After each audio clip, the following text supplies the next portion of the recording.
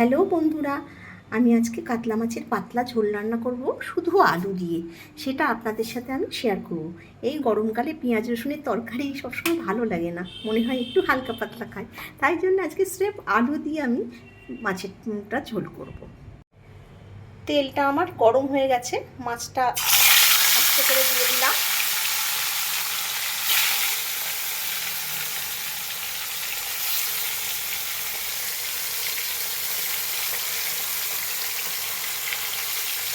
মাছটা ভাজা হোক লাল লাল করে।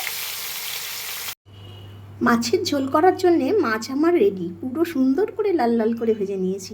এবার তেলটাও গরম আছে, ওই তেলে আমি জিরে আর তেজপাতা ফোড়ন দিয়ে দেবো।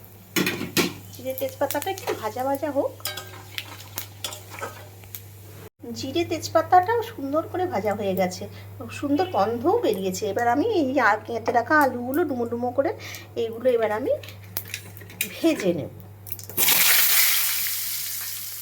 সুন্দর করে ভেজে নেব।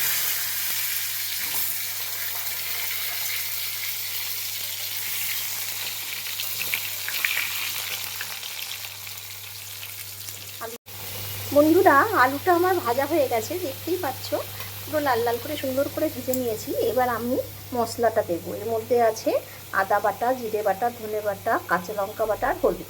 মশলাটা অনেকটা লাগছে দেখতে, কিন্তু বড় একটা টমেটো আছে এর সাথে, ওই টমেটোটা বাটার জন্য মশলাটা বেশি দেখাচ্ছে। আমি এবার মশলাটা দিয়ে দেবো।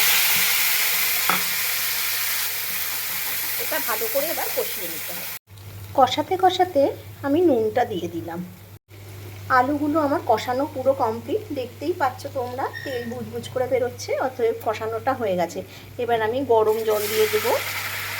ইলেকট্রিক কেটলিতে আমি গরম জল করেছি, গরম জলটা দিয়ে দেব। ঝোল টক বক করে ফুটছে, এবার আমি মাছগুলো দিয়ে দেব।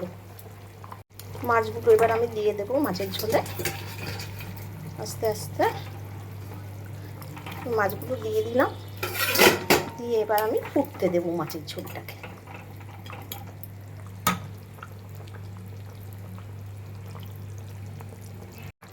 বন্ধুরা, মাছের ঝোলটা আমার হয়ে গেছে। আমি একটু গরম মশলা দিয়ে দেব। আপনারা ইচ্ছা করলে নাও দিতে পারেন, গরম মশলাটা স্কিপ করতে পারেন। আমার যেহেতু আমি গরম মশলার সেন্টটা খুব পছন্দ করি বলে এতে দিলাম। বন্ধুরা, আমার কাতলা মাছের ঝোল পুরো রেডি। এটা পাতলা ঝোল আলু দিয়ে, কাতলা মাছের পাতলা ঝোল। এটা গরমকালে খেতে খুবই ভালো লাগে। সবসময় পেঁয়াজ রসুন দিয়ে রান্না করতে হবে তার তো কোনো মানে নেই। মাঝে মধ্যে একটুখানি এইভাবে একটু ডালনা টাইপের করলেও বেশ ভালো লাগে। পাতলা পাতলা ডালনা ভালো লাগে ভাত দিয়ে খেতে। আপনারাও খেয়ে দেখবেন, নিশ্চয়ই ভালো লাগবে। আর ভালো লাগলে আমাকে একটু কমেন্ট করে জানাবেন। আজ তাহলে আসি বন্ধুরা, টাটা।